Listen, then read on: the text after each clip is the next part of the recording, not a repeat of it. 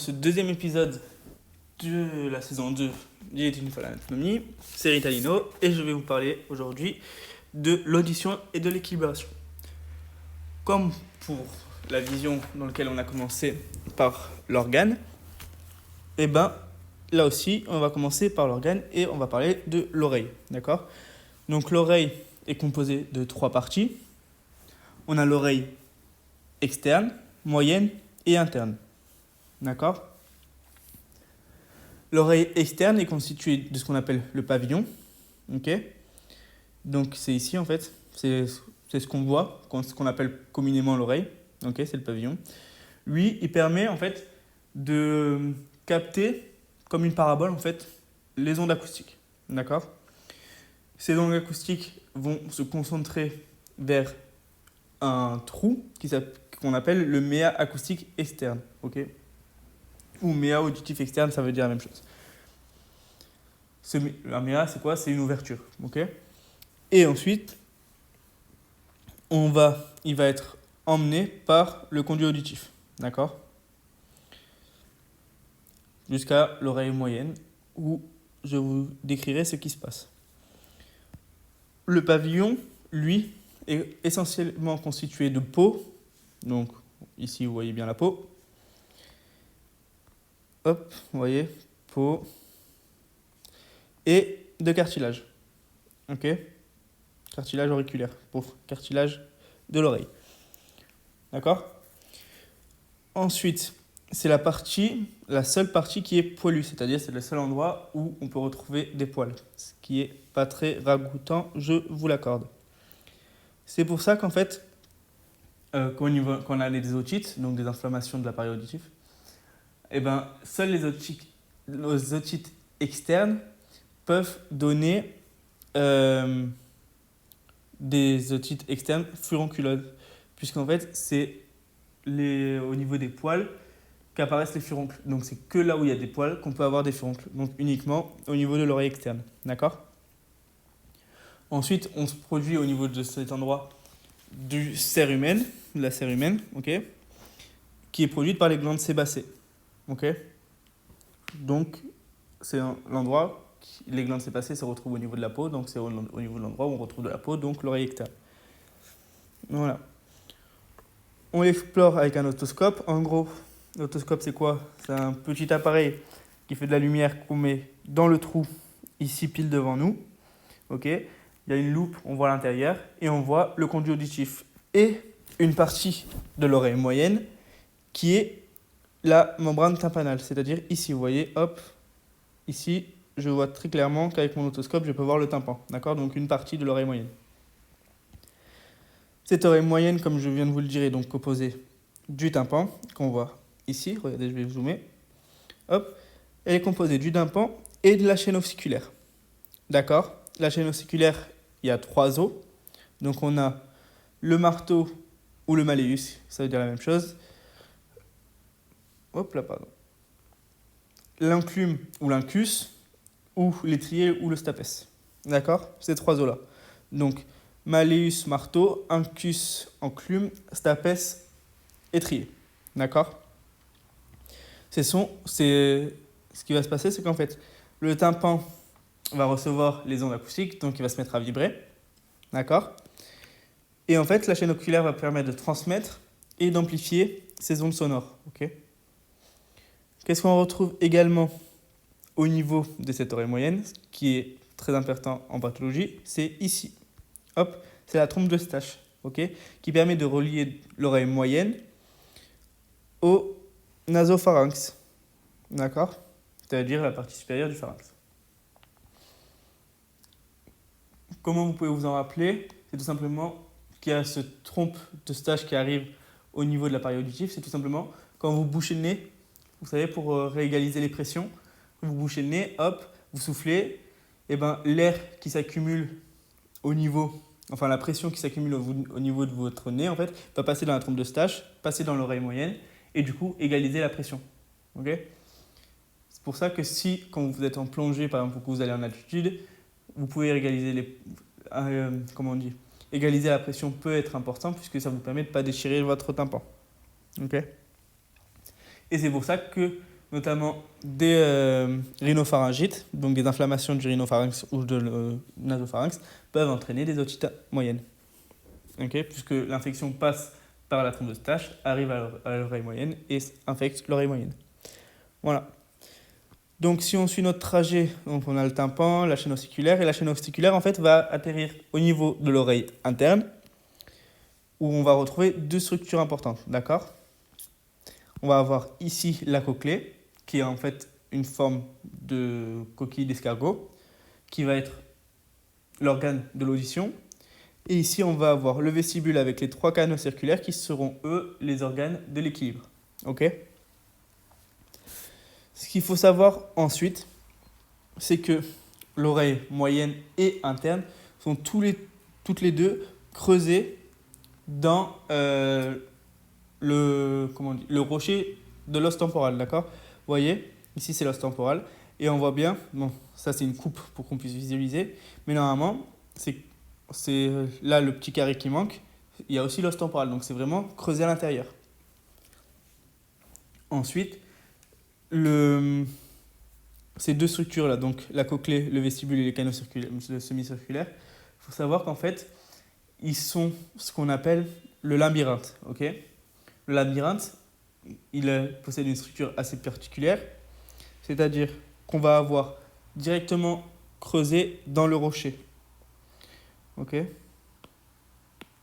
on va avoir, je vous fais sur le côté, le labyrinthe osseux, d'accord. Hop là, c'est pas bon ça. Hop, on va avoir le labyrinthe osseux, d'accord, qui est dur.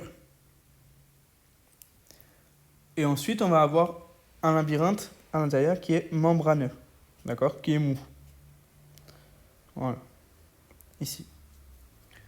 Ensuite, à l'intérieur de ces labyrinthes, il y a du liquide, puisque vous allez voir après, c'est très important qu'il y ait ce liquide à l'intérieur. Entre le labyrinthe membraneux et le labyrinthe osseux, on va avoir ce qu'on appelle la périlymphe, d'accord? Ici. D'accord? Périlymphe, pourquoi? Parce qu'il vient s'opposer à l'endolymphe qui est à l'intérieur du labyrinthe membraneux, d'accord? Et donc, péri, ça veut dire en dehors, endo, ça veut dire en dedans. Donc, ce qui est le liquide le plus extérieur, c'est la périlymphe, qui se trouve entre le labyrinthe osseux et membraneux. Et à l'intérieur du labyrinthe membraneux, donc le liquide le plus intérieur, il y a l'endolymphe. Okay, donc, je vais vous légender tout ça. Hop. Labyrinthe osseux. Hop.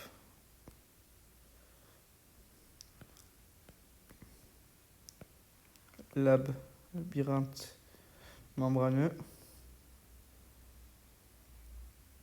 Hop. Périlymphe.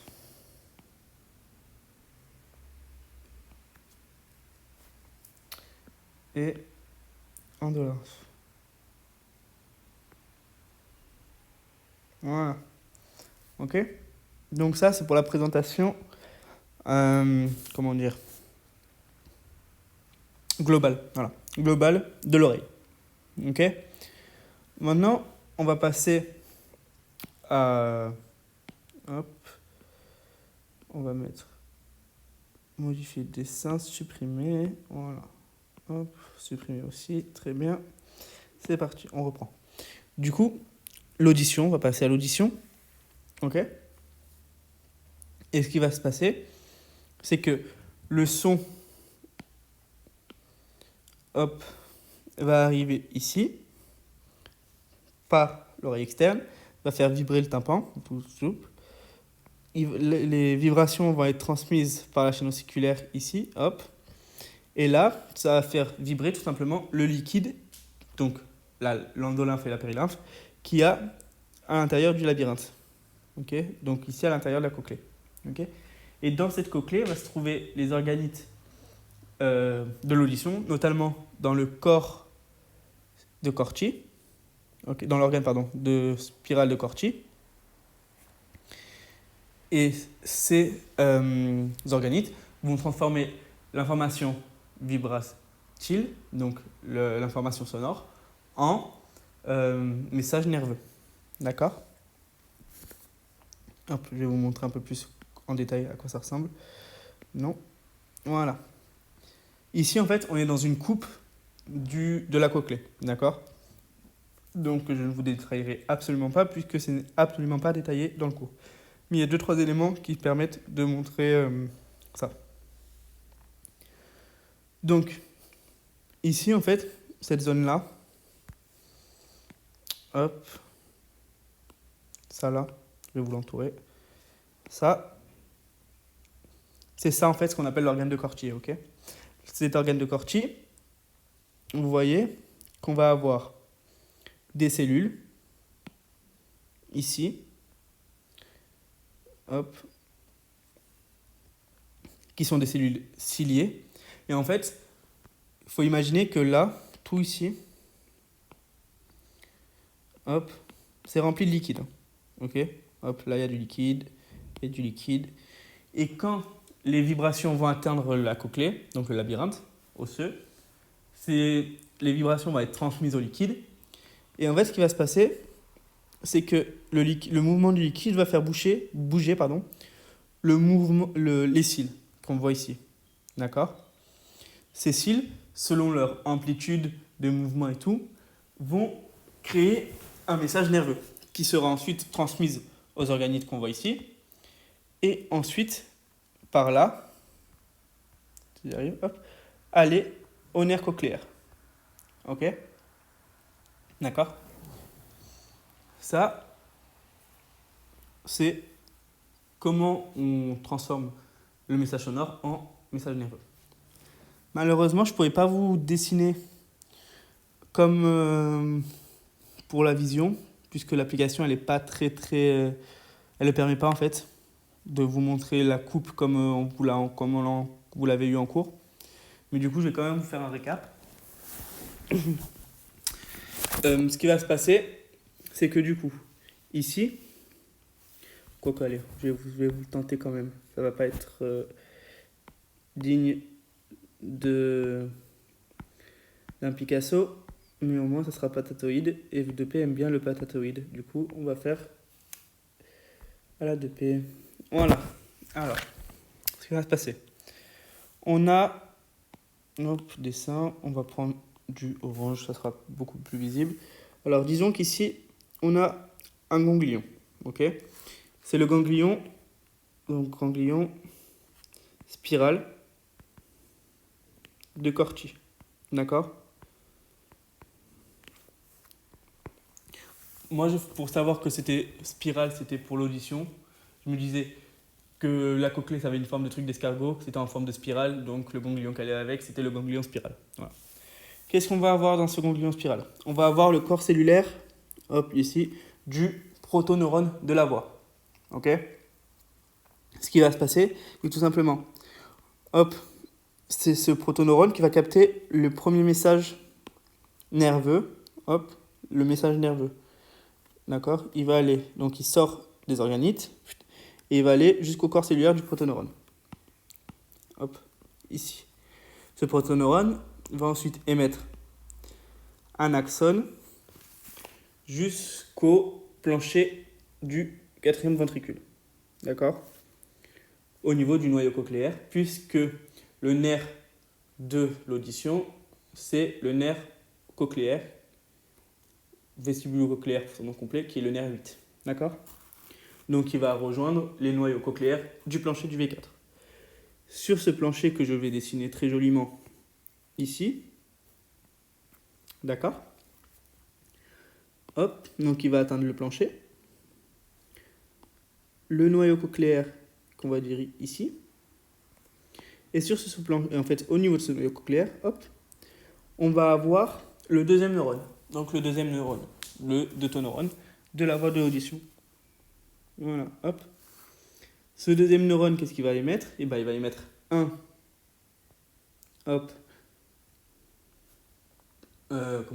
axone qui va décusser. Okay, je vous rappelle que le deuténeurone, c'est toujours par son axone que les voies sensitives décussent. Okay, que ce soit n'importe quelle voie sensitive, sauf l'odorat, mais parce que voilà, vous le savez, c'est une exception.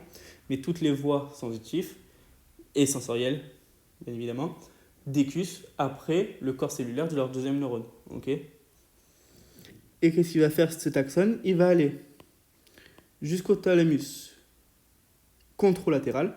Donc, si ici, par exemple, on dit qu'on est à... Bon, comme c'est pas vraiment... comme c'est un schéma très très patatoïde, on va dire qu'ici, c'est la gauche et que là, c'est la droite. Ok. Il va aller jusqu'au thalamus droit alors qu'il venait de l'oreille, que le message vient de l'oreille gauche. D'accord. Donc là, on va retrouver notre troisième neurone. Et ce troisième neurone va aller jusqu'au cortex, vers le cortex temporal, où l'information sera analysée et traitée. Okay, et plus précisément, ce que je ne vous ai pas dit, c'est qu'au niveau du thalamus, il arrive au niveau du corps géniculé inférieur du thalamus, ou médial. Okay, inférieur égale médial, comme supérieur égale latéral. D'accord. Donc l'audition, il passe par le corps géniculé inférieur médial du thalamus. D'accord. Pour l'histoire du colliculi, dont vous êtes plusieurs à m'avoir posé des questions, en fait, ce qui se passe, c'est que les corps géniculés et les colliculi communiquent. Okay, donc, en gros, une information qui arrive au corps géniculé sera transmise au colliculi. Mais il est plus juste de dire corps géniculé, puisque le troisième neurone est thalamique et que la partie qui appartient au thalamus, c'est les corps géniculés. Voilà. Donc, retenez corps géniculé inférieur. Voilà. Ça, c'était pour l'audition. Voilà. Maintenant, donc on va sortir tout ça, hop. Et on va revenir ici. Et on va s'intéresser là à l'équilibre. L'équilibration, d'accord, qui se fait au niveau du vestibule et des canaux semi-circulaires, d'accord. Canaux semi-circulaires, très important.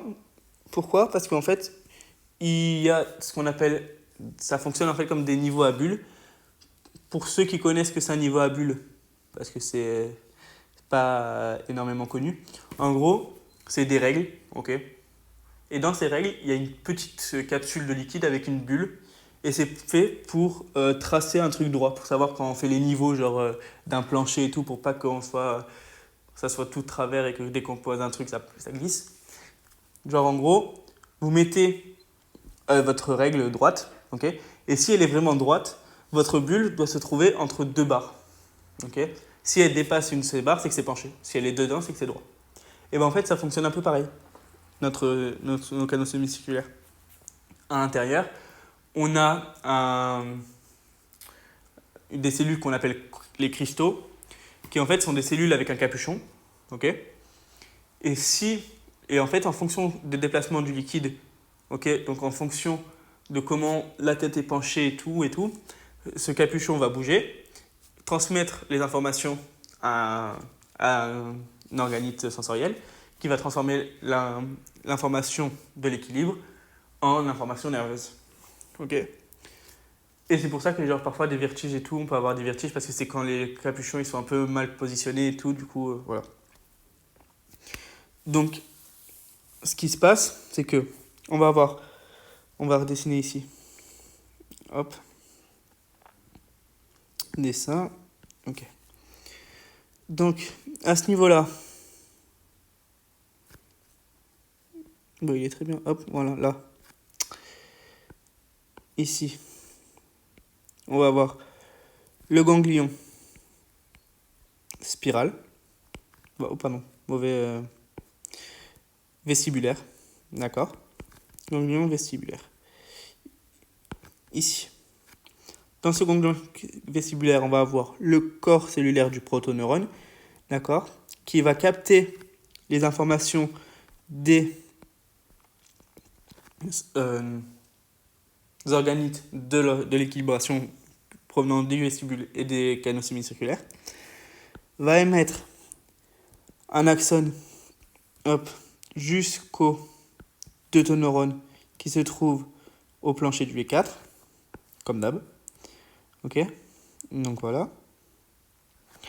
Ce qui va se passer maintenant, donc là, je sais que c'est très compliqué, il y en a eu beaucoup qui m'ont posé la question, et c'est vrai que le prof est pas ouf niveau explication, et que le schéma qu'on vous a mis dans la Ronéo est beaucoup plus compliqué que ce que dit le prof en cours.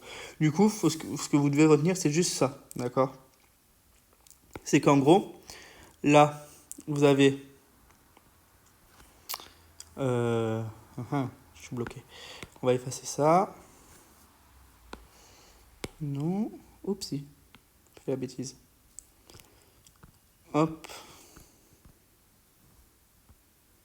Je fais la bêtise. On va devoir recommencer, les gars. Je suis désolé. Et du coup, ici, ganglion vestibulaire. Hop. Protoneurone qui capte les informations du vestibule et des canaux circulaires. Protoneurone, hop, qui va jusqu'au plancher du V4, d'accord, où il va faire synapse avec le deuxième neurone. Ce qui va se passer, c'est que là, en fait, on va avoir une intervention, hop, regardez-moi ce magnifique cervelet, du cervelet, et en fait, ce qui va se passer, c'est que des fibres du cervelet vont partir du teutoneurone, aller au cervelet, pour que l'information de l'équilibre soit traitée par le cervelet, ok, faire une boucle, c'est-à-dire qu'en fait, ils vont revenir au deuténeurone. Hop. Et en fait, ce deuténeurone va ensuite décucer, hop, aller au corps géniculé inférieur, donc au niveau du thalamus, pour rencontrer le troisième neurone, hop, qui va ensuite lui aller au cortex, sur la zone temporale, sur le lobe temporal. D'accord? Donc, ce que vous n'avez pas compris, vous, en fait, c'est l'histoire de la boucle. En gros, c'est une boucle, c'est-à-dire qu'elle revient au point de départ. Ok? C'est juste que cette boucle-là, sur le dessin qui est compliqué, c'est qu'en fait, elle va émettre d'autres faisceaux, ok, qui vont monter ou descendre. Tout simplement parce qu'en fait, le cervelet, en fait, c'est un peu genre le chef d'orchestre du corps. D'accord? Mauvaise idée. En gros, je dis chef d'orchestre parce que c'est lui qui va gérer l'harmonie du corps. Puisque dans un orchestre, chaque membre sait faire sa partie, mais pour que le tout donne un truc sympa à entendre, et ben, il faut qu'ils soient tous orchestrés pour que la musique qu'ils produisent aille bien ensemble. Et ben là, c'est pareil pour le cervelet. D'accord? En gros, il va recevoir l'information de l'équilibre. D'accord? Et si par exemple vous êtes en train de tomber, ok, vous êtes en train de tomber, donc communément vous perdez votre équilibre. Le cervelet va recevoir l'information du fait que votre équilibre vous avez perdu votre équilibre et qu'en plus il sait dans quel sens votre tête est et du coup quel équilibre vous avez à cet instant précis. Et ce qu'il va faire, c'est qu'il va émettre un message moteur, c'est-à-dire pour vous faire bouger, pour justement que votre corps bouge pour pouvoir rattraper votre équilibre, récupérer votre équilibre, ok? Mais sauf que pour récupérer cet équilibre, il vous faut préalablement en fait l'information traitée par le cervelet, ok? Puisque par le cortex, cette coordination, elle passe par le cervelet. C'est pour ça qu'on a une boucle de contrôle de l'équilibration au niveau du cervelet, d'accord? Et qu'on a une voie motrice qui est présentée sur votre schéma, mais dont le prof ne parle pas beaucoup, voire pas. Et je comprends que ça a pu en perturber plus d'un. Mais en vrai, ce qu'il faut retenir pour le trajet de l'équilibration, c'est du coup protoneurone, hop, protoneurone ici, donc ganglion vestibulaire, deuxième neurone ici, plancher du V4, troisième neurone, ganglion inférieur, corps géniculé inférieur, ou médial, même chose, et plus la boucle de contrôle au niveau du cervelet. Voilà. C'est juste ça qu'il faut retenir au niveau de l'équilibration. Et je crois que c'est tout ce que je vous ai dit. Hein, c'est tout ce que j'avais à vous dire. Au niveau des pathos, de quoi je peux vous parler?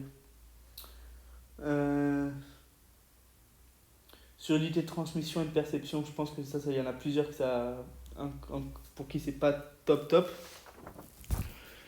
Genre, en gros, alors, on va effacer tout ça, modifier, effacer, hop, voilà. Voilà. En gros, tout ce qui va être surdité de transmission, ça va être vraiment au niveau des ondes sonores en fait. Tout l'appareil qui transmet l'onde sonore. Donc ça va être le tympan, la chaîne ossiculaire par exemple. Ok. Si vous avez un problème là, ça va être et que vous donnez sourd à cause de ce problème, ça sera une surdité de transmission parce que c'est ça qui permet de transmettre le signal acoustique.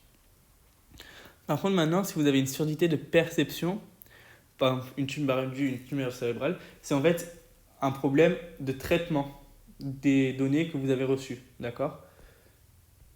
Donc, en gros, si par exemple vous avez une tumeur au niveau du lobe temporal, votre message nerveux ne pourra pas être traité. Donc, en gros, c'est comme si vous n'avez pas entendu. Mais en vrai, vous avez bien entendu puisque toute la chaîne ossiculaire et le tympan fonctionnent. Donc, ça fonctionne. La transmission est bien faite. Mais c'est juste, genre, au niveau du traitement que ça ne va pas être fait. Ok? Si vous préférez, pour vous donner un exemple poétique, c'est genre, vous avez une entreprise, d'accord? Vous êtes le big boss, le PDG et tout. Là, vous dites à votre secrétaire de dire à un gars qui travaille pour vous de faire quelque chose, d'accord? Le travail ne sera pas fait. Vous avez deux possibilités pour qu'il ne soit pas fait. Soit la secrétaire ne l'a pas dit au gars qui devait le faire, donc c'est un problème de perception parce que c'est de transmission parce qu'elle n'a pas transmis l'information comme il fallait. Soit c'est le gars qui l'a pas fait, mais la secrétaire lui a bien dit, mais pourtant lui il l'a pas fait. Dans ce cas, c'est un problème de perception puisque c'est juste le travail qui n'a pas été fait, donc l'information qui n'a pas été traitée. Voilà. Je trouve que c'est pas mal résumé comme ça. Voilà. Du coup, perforation du tympan, voilà. Hein, c'est une lésion fréquente. Ici, s'il est percé, il y a des problèmes. Du coup, vous entendez moins. Et voilà, je pense que c'est tout ce que j'avais à vous dire pour cette partie des organes des sens.